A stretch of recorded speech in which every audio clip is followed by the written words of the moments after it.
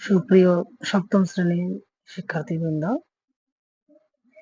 তোমাদের আসন্ন যে পরীক্ষা ষান্মাসিক মূল্যায়ন শিল্প ও সংস্কৃতি, তো এখানে এই পর্যায়ে তোমরা কাজ করতে হবে 4টি। কাজ নাম্বার 1-এ থাকবে 3টি ভিন্ন অপশন। 3টি ভিন্ন অপশন থেকে তোমাকে যে কোনো একটি বেছে নিতে হবে। তো কাজ 1 নাম্বার থাকবে অনুষ্ঠান আয়োজনের দলগত আলোচনা ও পরিকল্পনা। তো এই কাজটা তুমি 3টা পর্যায়ে করতে পারবা, ক, খ অথবা গ তে থাকবে। তো আলোচনার সাপেক্ষে তোমাকে যে কোনো একটি দল বেছে নিয়ে নিচের কাজগুলো করতে হবে। দলগুলো হবে নিম্নরূপ।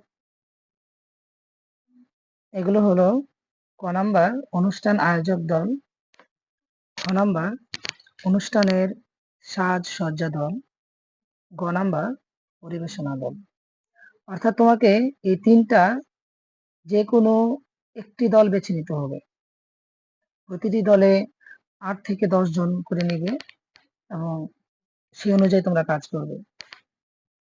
তো 3টা দল থেকে আমি শুধুমাত্র একটি দলের সার্বিক বিষয় আলোচনা করব, যেগুলো তোমরা কাজ করবে অথবা পরীক্ষা খাতা লিখবে। আমি যদি ক নাম্বারটাকে বেছে নেই, এটা হচ্ছে অনুষ্ঠান আয়োজক দল। তো আলোচনা করে দলের কাজের একটি পরিকল্পনা লিখবে, যেখানে 1 নাম্বার অনুষ্ঠানের একটি নান্দনিক নাম থাকবে।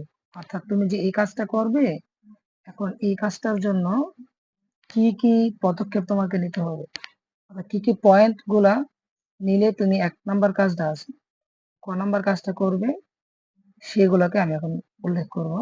1 নাম্বার অনুষ্ঠানটা একটি নান্দনিক নাম থাকবে, অর্থাৎ একটা ইউনিক নাম দিবে। 2 নাম্বার হবে অনুষ্ঠান সূচি তৈরি। অনুষ্ঠান সূচির মধ্যে কি কি থাকতে পারে আমরা জানি যে প্রথমেই অনুষ্ঠানের সময়সীমা উল্লেখ করতে হবে, তারপরে বিভিন্ন পর্যায়, পরিবেশনার তথ্য ইত্যাদি উল্লেখ থাকবে। অনুষ্ঠানের সময়সীমা, বিভিন্ন পর্যায়, পরিবেশনার তথ্য ইত্যাদি উল্লেখ করে তুমি 2 নাম্বার যে পয়েন্টটা অনুষ্ঠানের সূচি তৈরি, এটা করবে।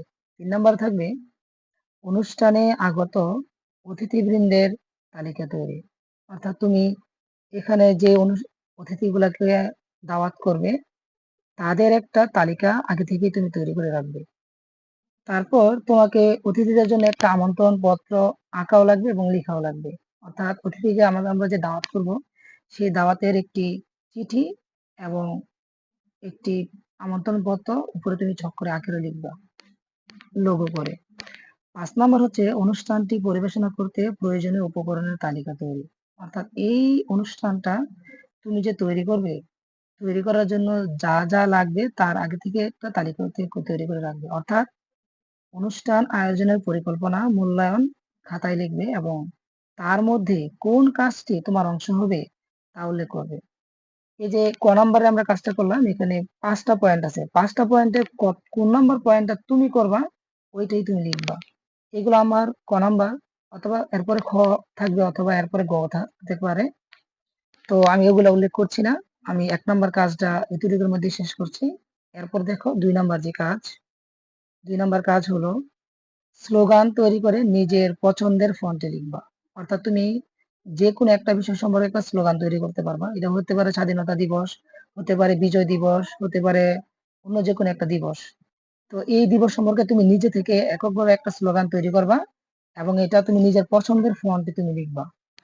তো আমি যদি ক নম্বরে বলি যে স্বাধীনতা দিবস উপলক্ষে একটি স্লোগান তৈরি করে লিখতে হবে।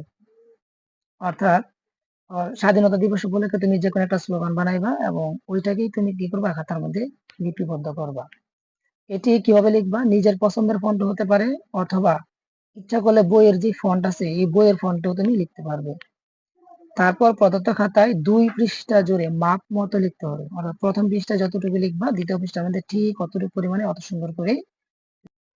এর মধ্যে 2 নম্বর কাজ শেষ হলো। 3 নম্বর কাজ হচ্ছে দল ভিত্তিক পরিকল্পনার উপস্থাপনা বা পরিবেশনা। এই যে তুমি যে কাজটা করলা, তুমি তোমার দলের মধ্যে কি করবা, ওইটা পরিবেশনা করবে এবং উপস্থাপনাও করবা। 4 নম্বর কাজ হচ্ছে মতামত প্রদান। এটা হচ্ছে একক কাজ। প্রথমে তুমি তোমার দলের নাম লিখবা, তারপর একটা ছক থাকবে, ছকটা পূরণ করবা।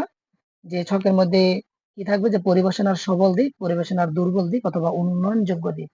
তাহলে তুমি যে পরিবেশনাটা করলা, পরিবেশনার মধ্যে তোমার কি কি স্ট্রং সাইড ছিল, অর্থাৎ কি কি শক্তিশালী দিকগুলা ছিল, ওইগুলো এখানে লিখবা। আর এই পরিবেশনা করতে গিয়ে আসলে তুমি কি কি সমস্যায় পড়ছো এবং এই পরিবেশনার দুর্বল দিকগুলো কি কি, আর কি কি উন্নয়নযোগ্য দিক, যে আমরা ইচ্ছা করলে এটাকে আপডেট করতে পারবো, ওইগুলো এইভাবে লিখবা।